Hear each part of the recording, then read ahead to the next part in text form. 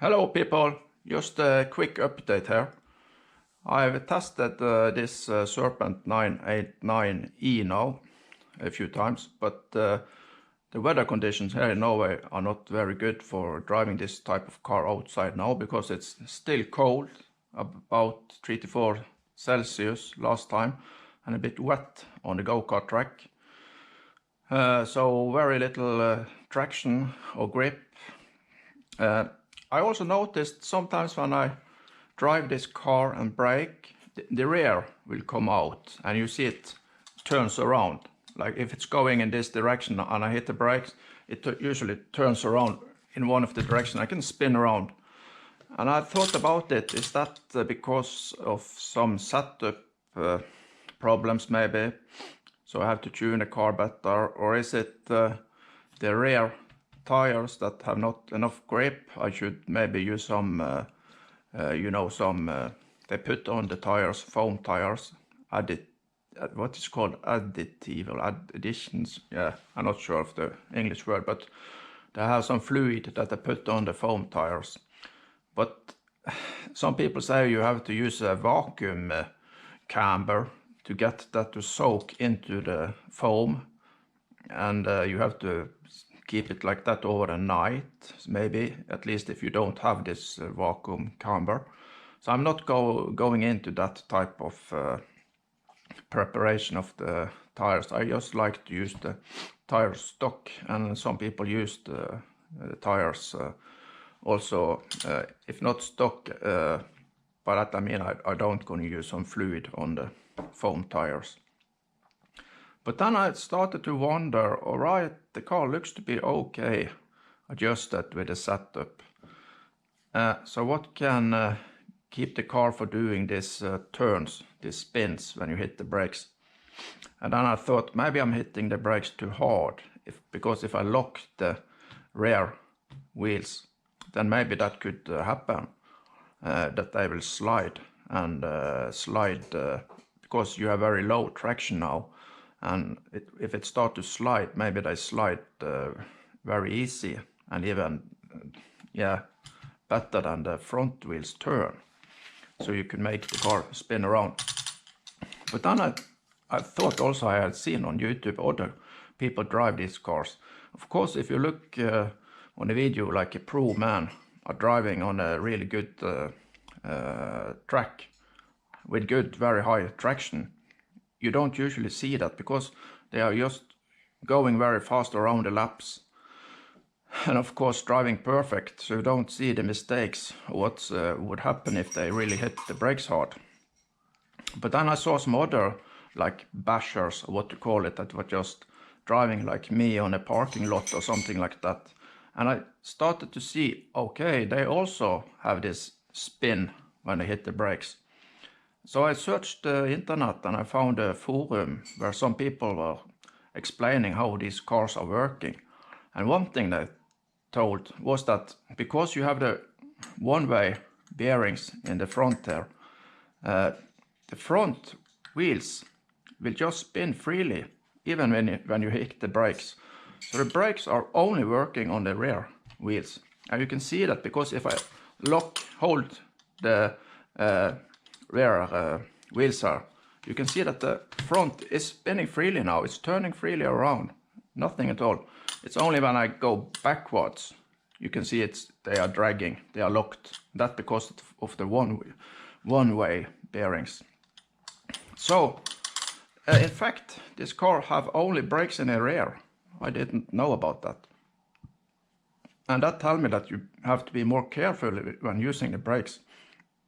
And also in the forum, someone explained that when I drive on a track for this type of cars, they don't use the brakes a lot at all. Usually they come in high speed, and some time, of course, before the turn, you have to drop down the throttle. And when you start to turn, the car will brake a bit by itself because you are turning the front wheels, and of course that will make some more drag, friction with the ground. So the car will start to brake a bit by itself.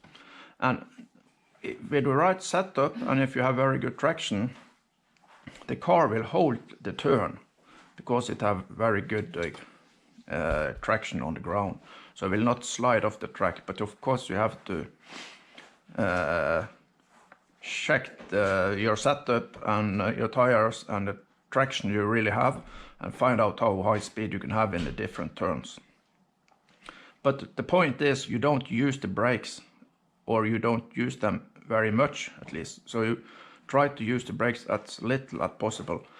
And if you have to use the brakes, just do a little bit on the transmitter, just a little bit punch. And also you should brake if possible when the car is going straight, not brake in the turns.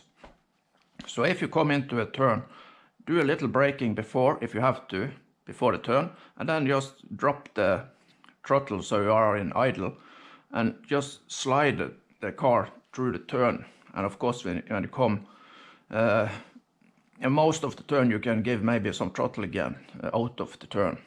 But that you just have to check how much speed you can have on the car. But what I did, I just hit the brakes and way too much, so I locked the rear wheels. And I started to notice if I was a bit more careful with the brakes, it would be easier. But again, when I was driving, it was wet, so it was very little traction. But I also adjusted a few things I adjusted here to get a bit more grip on the rear. One thing I have not done, I have not changed the positions of the batteries. You have 3 positions, they are now in the middle, so I could move them one step more to the rear. That would give a bit more weight to the rear part, so a bit more traction. But I have them in the middle position, I'm just going to keep them there for now. But what I have adjusted, I also did remeasure the diameter of the rear wheels to the front, and did Serpent Excel spreadsheet, and I found out I have about 101% overdrive. So that you see that the front wheels here, they are moving a bit faster or longer distance really per motorcycle. But the front overdrive is positive, and that's good, I believe. Usually that will make the car a bit easier to drive. But one thing I did adjust was the downstop. I have gone for a bit more downstop, both in the front and in the rear. In the front I now have 2.5 millimeter, and in the rear I have 10 millimeters. So it's up 0.5 millimeter in the front and 1 millimeter in the rear. And when you have a bit more downstop, this HUD setup system manual, they are saying here, rear downstop, higher rear downstop value, more stable under braking, less forward weight transfer. So that's what I'm hoping for, that you will keep the weight more in the rear, so the car is not going like this or something, like you're losing totally the weight on the rear tires. So you keep a bit more weight on the rear, also while braking, and maybe it's a bit more stable. So we'll see if that works a bit. And ride height, I have also lowered. I had lowered 1 millimeter in the front and 2 millimeters in the rear. So I now have 9 millimeter ride height in the front and 10 millimeter ride height in the rear. So that also helps a bit, I hope, in turns.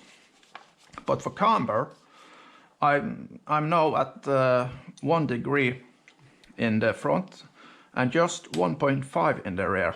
And why I did go for less camber in the rear is because my driving style and skills now is that I'm not going very fast in the turns. So I don't need that high camber in the rear. Because when you have much camber in the rear, the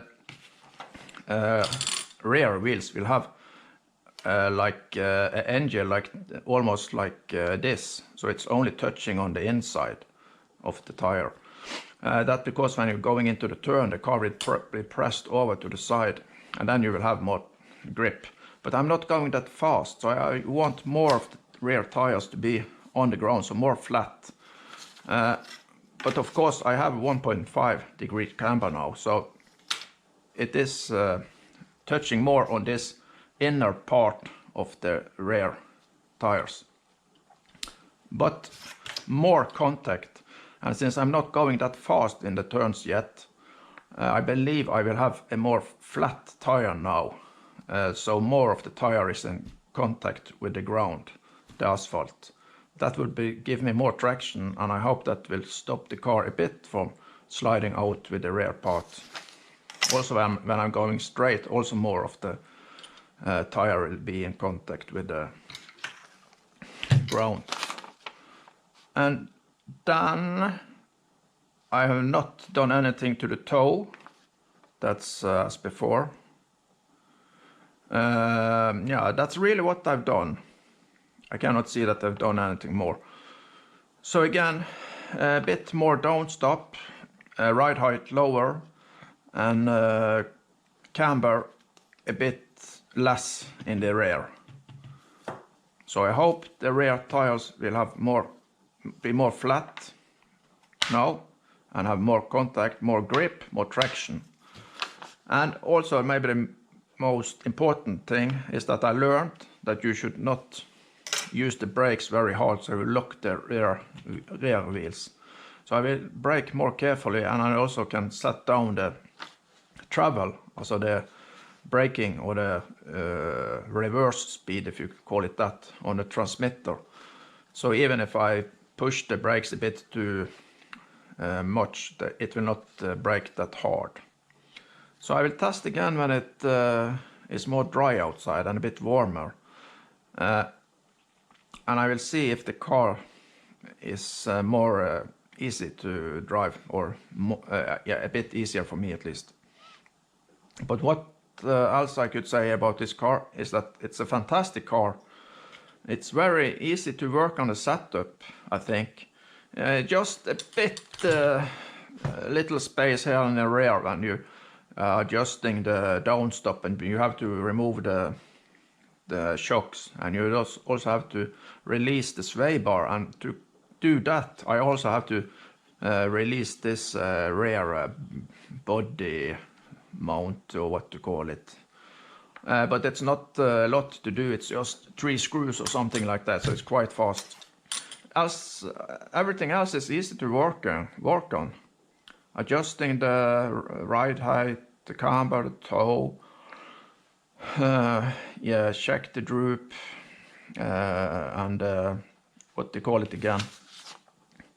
You have the tweak. It's quite easy to check, and it looks like the car is all right set up, that it lifts the car wheels at the same time, both in the front and the rear here.